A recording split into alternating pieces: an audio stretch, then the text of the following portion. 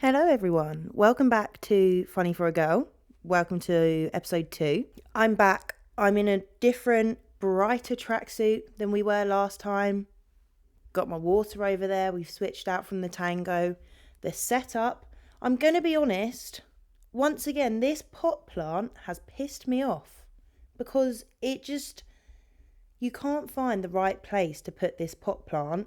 It either looks like the star of the show or it just looks sad and lonely. So I am actually going to have to spend some time thinking of a better setup because I can't be wrestling that thing every single time I come to film. If you're not watching and you're listening, just to give you an idea of the visuals, you've got me in the middle in a bright orange tracksuit and you've got a small green pot plant tree thing to the right of me, which is taking up a quarter of the screen, to be honest. But it is a nice plant, what can I say?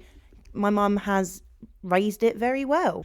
Looking in the viewfinder, I think this tracksuit may be too bright for the camera. I'm not sure, but we're going to roll with it. I've got my slippers on again. It's from Essence. I think that's how you say it. SSENSE or something. I don't know. ERL. Madeline Argy posted in it. So naturally I went, I need it. Although to be honest, it's definitely been made for skinny girls and not thick thigh gals because I won't be wearing it out of the house unless I get it tailored. Let's just put it that way. If you were looking at me from behind right now, I'm going to be honest, it don't fit. It doesn't fit, but I like orange and I like tracksuits and I want to be cool like Madeline Argy. So there we are. But before we got into things of today's episode, I did just want to say thank you for all the love on episode 1. Thank you for the love on my Instagram, the TikTok. It's going well. It could have been a disaster. I'm sorry that I disappointed some of you with the truth about the fact that they were 3 of my best friends. They're very much over it now, to be honest. I said to them earlier, Kiss have got in touch. Their response was, we don't care. It's been a week. We're over it. And I thought, do you know what? Fair enough. But if you did actually scroll for more than 0.1 second on my TikTok, you would have known that they were some of my best friends. But nonetheless, it got you all listening to episode 1, so I shall not complain. Anyways, I thought for episode 2, aka the one you're listening to right now, we could discuss some unpopular opinions and things that would have put people from the 1950s into a coma. Anyways, the idea for things that put people from the 1950s into a coma came about because I am often going to Heathrow. I am a wee jet setter, as those of you who follow my Instagram know, so I'm often over there in that neck of the woods. And there's a few things that I drive past that I think, do you know what? That's fucking weird. And if I was from the 1950s and you told me that back then that was a thing, I would slip into an unconscious state. The first thing being those little alien pods on the roller coaster that take you from the car park to the airport. What are they? Where did they come from? I didn't see them getting built. They just appeared overnight. You're telling me that's a paid for service? No, that is alien invasion happening at Heathrow. Mark my words, I've never known anyone to purchase a ticket to go from the car park to the airport. I refuse to believe it's real. If you told someone from the 1950s that you could get in a small white alien pod to take you on a train track above a main road from a car park to a terminal, they're slipping into an unconscious state, I tell you. If you don't know what I'm talking about, I will pop a picture of them here because they are weird and they're very futuristic and I can't explain them other than alien pod. That is what they are. That something flew into Area 51. Heathrow looked at it and went, we want a bit of that. We want that. Pop it on a railway track, get it in the air, pop it towards a terminal, done. Crazy. It is the weirdest thing. And I think it every single time I drive past it. And I just needed to talk to all of you about it, to be honest, because every time I see it, I think, what? The next thing that would put someone from the 50s into a coma is this. Now, if you're not watching on YouTube, I keep pointing to the blank spot that is next to me, but go over to my YouTube because then you can see what I'm referring to because I'm inserting images when I do my little edit. If you're listening, basically, the water jets that you can stand on and it shoots you into the air. What on earth is that? What on earth in the gravity-defying world of existence is that? First of all, how does that work? How are you putting electricity in water and flying into the air and coming out unscathed? I don't understand. If you told the Tudors that was going to be a thing, they'd have called witchcraft. You would have been burnt at the stake. It wouldn't have happened. Honestly, I've never done one. I'd like to do one. But do you know what? Where I'm from, there just isn't very many lakes with water, throw you in the air, jet ski type things. But that, honestly, unconsciousness. You're not believing it. Now, I did actually write down a few on my phone because when I get into a roll of things, but I also have a tendency to just forget what I'm talking about. My brain just goes elsewhere. So right now, if I was to shut my eyes and you said, Sophie, what colour tracksuit are you wearing? I've forgotten. I don't know. Blue? Obviously not. Don't own a blue tracksuit. Clearly wearing orange, but you get the gist. My brain just goes a bit... This is one that, to be fair, if you told someone 10 years ago, they may have slipped into unconsciousness. Vegan butter. Now, I quite like the stuff. I'm going to be honest. A fun fact about me, I'm a bit of a dairy whore. Love cheese. I'm not so much of a milk girl now. However, sometimes you cannot beat the green milk, Oreos dunked in, chef's kiss, delicious. However, sometimes your gal gets a little bit phlegmy if she has too much cheese and whatnot. Therefore, occasionally I'm opposed to a bit of vegan butter. My mother buys it. I use it when she's not looking. It tastes pretty much the same. However, 70 years ago, if you told someone who was stood in the barn churning the butter with all that milk and the curds in the way, that you could get that from a couple of soybeans or oats or whatever they're using, they would have laughed in your face, called witchcraft, and then slipped into a coma. Because it wasn't a thing. It wasn't even a thing until, 2019, to be honest. I'm grateful it's here. However, that's mental. When you really think about it, what is butter made from? I believe it's milk. So the fact that you can have a solely milk-based product and turn it into something vegan, crazy, mind-blowing. In all honesty, I still can't get my head around it, and I'm not from the 50s. And on the back of that, oat milk. Imagine telling someone, little old Bob in the 50s, he's working to keep that fireplace burning.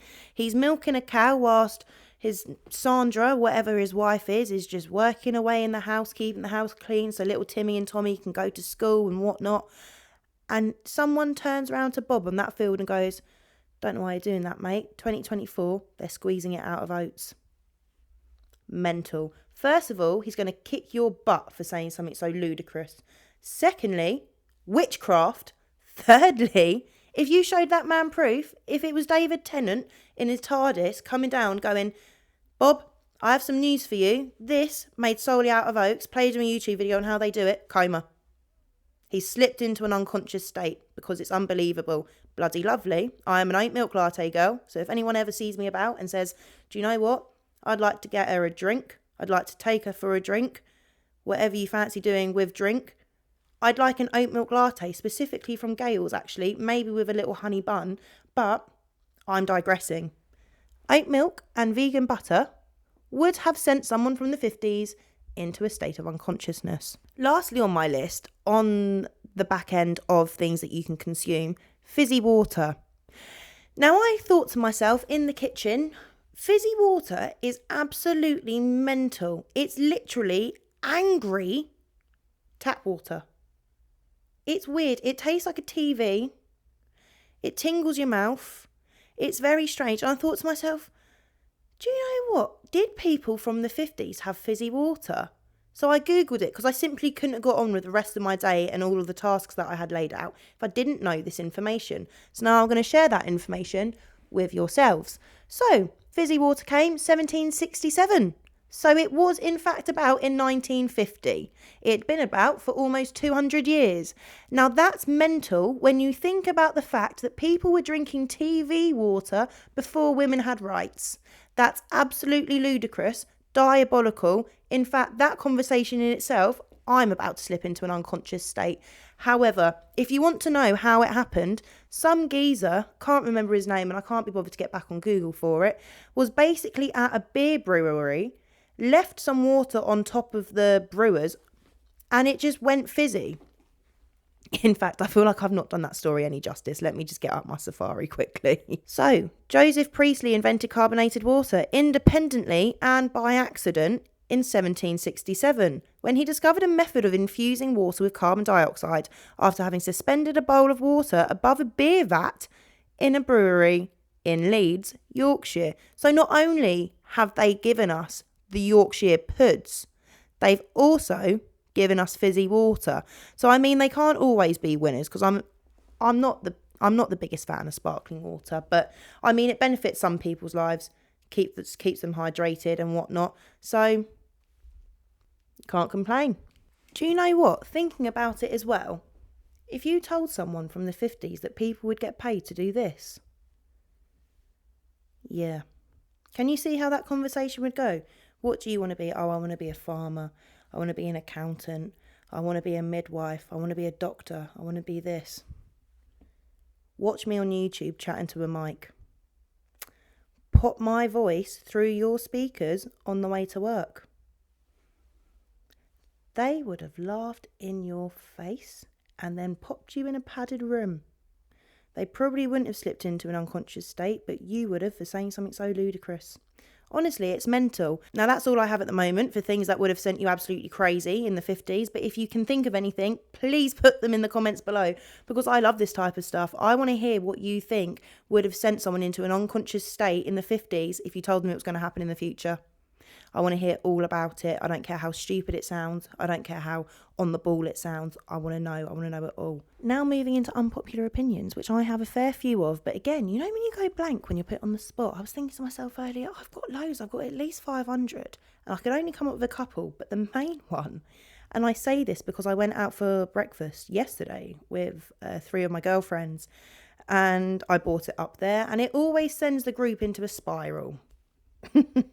Brace yourself, and I say this wholeheartedly. If you have an iPhone, you have no business using WhatsApp, Spotify, or Google Maps. Why are you purchasing an Apple product to not use the Apple products put into the Apple products? Buy a Samsung. If you're going to sit on WhatsApp all day, if you're going to sit on Spotify, and if you're going to use Google Maps, get an Android. Why do you have an iPhone? Why do you have an iPhone? There's no need for it. First of all, I can understand the whole, well, why would I pay Apple £10 a month to use their music? Because I think it as well. I think, why am I paying you more of my hard-earned money? However, you're still paying Spotify, and also grow up. Grow up. I don't understand it. And before the angry WhatsApp people come at me, because I know that, it's like a cult. You tell someone you don't use WhatsApp, oh my God, they'll have your head on a stick. They hate it. They honestly hate it. And I am not the biggest fan of WhatsApp, because I just think, here are the things that are wrong with WhatsApp, in my opinion. Number one, there's too much going on all the time. What do you mean you're adding me to 10 group chats and you're broadcasting me messages and you're doing this and you can post stories? Absolutely not. Absolutely not. Secondly, if I get a text from Bill, a text from Ben, and a text from Barbara, I should have 3 notifications, because they've all texted me separately on WhatsApp, so they're WhatsApping me. I go onto the app, I read the text from Bill, I swipe off the app, the 2 notifications have gone. How on earth am I meant to remember to get back to Bob and Barbara if you're not showing me that I've got notifications? It's an inconvenience. I then have to use my brain all day. Get back to Barbara, get back to Barbara. I haven't got the time for it. Give me my notifications. You scroll onto your iMessage, open your chat from Bob, swipe off your iMessage. You've still got Barbara and Bill's notifications, because Apple knows that you're a busy bee. So in that conclusion, WhatsApp is for people who have nothing to do with their day. No, to be fair, actually, that's a bit extreme. Before you all come at me for that, I do actually use WhatsApp, especially for work, because there are an awful lot of work group chats that I'm a part of, that I have to be a part of, really. And occasionally iMessage can be a bit temperamental, especially when you're traveling. So I do use it. However, I just think I cringe at myself every time I open it. No, I'm joking. That is dramatic. But Apple Music is honestly top tier. Apart from the fact, do you know what? It does annoy me sometimes. I'm just not happy. I need to come out with my own phone, my own software, my own apps, my own music channel. And I'll call it, I don't know, Sofa Cells, like cell phone. I think that would be quite a good concept. And they can all be different colours, all the phones. You can have a pink one, an orange one, blue one, black one, green one, red one. No boring colours over here. You have to have a colourful one. In fact, you can have a clip on back to match your tracksuit for the day. No, I'm joking. I'm digressing. But yes, I believe if you have an Apple phone, aka an iPhone, and you don't use the Apple features, why do you have an iPhone? Because they're not cheap. An iPhone is the same price as a 2-week all-inclusive to Mexico. And I would much rather a 2-week all-inclusive to Mexico. However, Apple have trapped me, and I will never ever be able to sway from an iPhone. If you put a Samsung Galaxy in my hand, I don't know how to use it. I can't. My mum's got an Android. If I try and go on her phone for the shits and gigs to take a funny selfie or something, I can't. By the time she's come back in the room, I'm still sat there stressing, sweating, shaking because I can't find the camera. Because the layout is just wrong and the swipe features are just wrong. Everything is wrong. So on that note, if anyone who works for Apple is listening, can you please tell me how you've dominated the world? Because Netflix need to make a show about that. There needs to be a documentary about how Apple have taken over the world. Because also, in the dating world as well, I hear a lot of gals and guys, respectively, say that one of their icks is if they message someone and the response comes through as green. Now, if you're an iPhone user, you know exactly what I mean. And if you're an Android user like my mother, that is the ick. Your texts come through as green, not blue. iPhone has singled you out because it's gone, you don't own an iPhone. We're going to let the world know.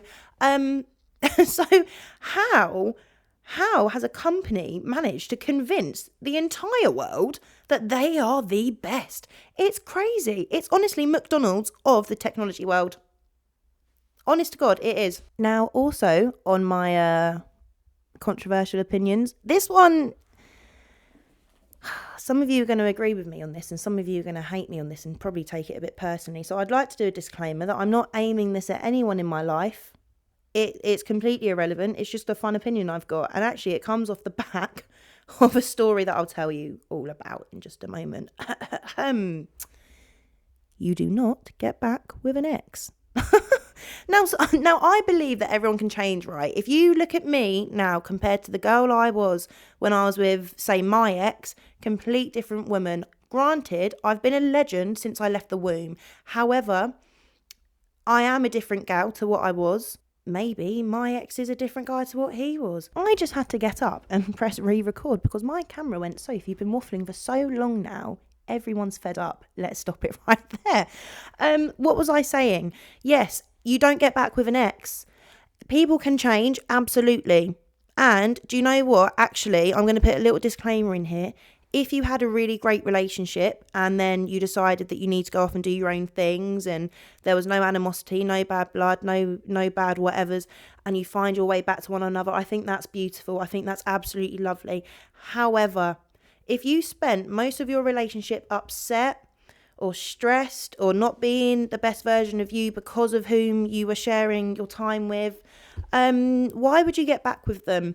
I don't know. And this is the girl that's been single for about 3.5 years, so she cannot talk on relationships, but I'm doing it. And if you don't want to hear about it, feel free to skip for about, I'd say 45 seconds, but it'll probably be about 5 minutes because I do just waffle. I just feel like if you spent anything longer than, I don't know, 3 weeks feeling sad while still with this person, get them gone. Why would you have that? Why would you take the risk? It would be like going into a room full of poisonous snakes and them saying, but there might be the best chocolate cake of your life at the other side of the room. But you've got to go through all these poisonous snakes. They might bite you, they might not. They might go, no, let's just let her get the cake. But they might attack you, and you might get there, and there might not even be any bloody cake anyway. Do you know what I'm saying? Or you could try a Vicky Sponge. You could go, do you know what? Next door, is a Vicky sponge. There's no snakes on the floor. I'll give it a go with getting the Vicky sponge, aka a new significant other. Maybe I won't like it. Maybe it'll be a bit stale. Maybe it won't be there. Who knows? But I personally would rather walk across a safe floor in the chance of getting a nice Victoria sponge, maybe it's got some fresh strawberries inside, than walk across a snake floor to get a chocolate cake. And do you know what? I bloody love chocolate cake. I do. I love all cake. I actually just love food. Anything it is, as long as it's not spicy, I want it. I want it. I also have an issue with the fact that probably I would go and get the Victoria sponge and it'd be nice and easy. And I'd go, do you know what? I've got a sugar rush now. Get me in the snake room and I'll try and leapfrog over all the snakes to get the chocolate cake. And then I'll probably get a slice from the Vicky sponge, merge it together, and then you've got a Victoria sponge chocolate cake. Delicious. Oh, I bloody love cake. I might have to get some after this. Anyways, if you do get back with your exes, then fair enough. If that's what makes you happy, as long as you're happy, then fine. However, and this is where it gets controversial, if you go through the same situations you had in round one, don't expect any sympathy. Don't expect any sympathy. Don't sit on a bag full of nails and complain it hurts. Then you finally get off the bag of nails, go about your life, loving life. You've got no pain in your butt because you're not sitting on a bag of nails. Don't then go sit back on the bag of nails and complain when it hurts again. Granted, if any of my friends ever get back with their ex-boyfriends, you know I'll be there to wipe the tears if they end up being an absolute rat bag. And you know I'm very happy for you as long as you're happy. However, my stance on the situation stays the same. Why go back to something that hurt you? And on that topic of exes, I might not actually keep this in, but if I have, then I hope you enjoy this little story time because I am livid. This goes back to the Hinge TikTok. So obviously episode 1 was based around the Hinge TikTok that went viral. Filled with hate comments, filled with you're this, you're that, you deserve this. In fact, this morning I woke up to I woke up to a comment on the video saying, oh, what did it say? It said, I am looking at a giant shit. Can someone please flush this giant shit down a toilet? And I thought, do you know what? It's very rare someone compares me to an actual human feces, but fair enough for being original, I suppose. Anywho, my point being, all of those comments, they were a wee bit nasty. None of them really bothered me. There was a couple that was like, ooh, that hurt a bit. Do you know what has pissed me off the most? My ex-boyfriend decided to use it as an opportunity to slide in my DMs, masked as a just wanted to congratulate you. Fuck off. I looked at it and thought, is he for real? The sheer fact that I've gone viral and he's thought to himself, she might want to hear from me, is insulting in itself. And I'm not bitter. What happened between me and him happened between me and him. Wishing the best. I don't care for the boy in the slightest. I do care about the audacity of thinking I may want to hear from him, given everything. However, just fuck off. And then I told some people about it and they said, oh, girl, hope you didn't reply. I said, did I? Fuck. I actually was a bit surprised he wasn't blocked. Because I actually thought I had him blocked on socials. Turns out I don't. So he's now been restricted. So if he ever tries it again, at least it goes to the requests. I just thought the audacity of that. And he signed off. Send your mum my love. Absolutely not. The last thing I need is her calling him up going, how you been? I'm sure he's been fine, babe. I'm sure he's been fine. Pick your side, mum, and stick to it. No, I'm joking. No, but in all seriousness, though, I was a bit like, what? But yeah, that also ties into my whole, you don't get back with an ex. You don't. Oh, it sends shivers down my spine, just the thought of it. Oh, God, no. Oh, yeah, there's a reason I've been single 3.5 years, guys and gals. But yes, maybe I could be an agony aunt, because one thing with me, the girls were saying the other day, you're always going to get brutal honesty. Always. You might not want to hear it. In fact, I had a bit, not an argument with someone this morning, stern words I'd like to say. Me and one of my boys, not one of the ones from the Hinge TikTok. I got too many men. A good friend of mine was moaning about something and I said, you need to stop fucking moaning and do something about it because you're pissing me off now. They said, that's really harsh. And I said, no, it's not. No, it's not. If I wake up every single day to you moaning about the same thing and you're not doing anything about it, you're your own worst enemy. You've got no one to blame but yourself. I did then apologise and say, do you know what? I'm running on no sleep. That may have come across harsh. And they said, no, it is fine because it's the truth. So if anyone out there needs some strong opinionated advice, hit me up in the DMs. I'll be your agony aunt. I might cause more agony. Who knows? But we'll give it a bloody go. And my final controversial opinion, some of you may agree, some of you may not. Toby Carvery, money launderers. How are they everywhere and still in business? They're like... I was going to say they're like the harvester of the roast dinner world, but I actually quite like a harvester because the chicken and bacon barbecue stack thing, Hunter's chicken, that's what it's called. Delicious. Might even serve it at my wedding. Not that I'm getting married, not that I have a man, not that I would actually serve Hunter's chicken at my wedding because it's just a no from me. I want to get married on a beach and I just feel like Hunter's barbecue chicken isn't the type of beach dish that you all deserve when you're all invited. I'm digressing. Toby Carvery. I don't understand how they run because they're quite cheap. It's all a buffet and we all know we're all stacking it up. Stacking it up on that plate. I'm not paying for a large. I'm just having a mountain on a normal size plate. Also a bold accusation. So I would like to confirm, Toby Carvery, I'm not actually accusing you of money laundering, but from a business perspective, I do want to know how you operate because it just baffles me. You're very cheap. You're bloody everywhere. And I actually don't know many people that go to you. I at no point have I ever said to my friends, what are you up to this weekend? Or going to a Toby Carvery. Never, not once. I actually did go there a few years ago with some friends and two girlfriends I have. And I put on the notes, it's a special request. I said balloons. They did put the balloons on there. They didn't even question why. There was no special occasion. I just like balloons. So they tied them to the back of the chair and I thought it was very cute. But I was eating the meal thinking, this is shit.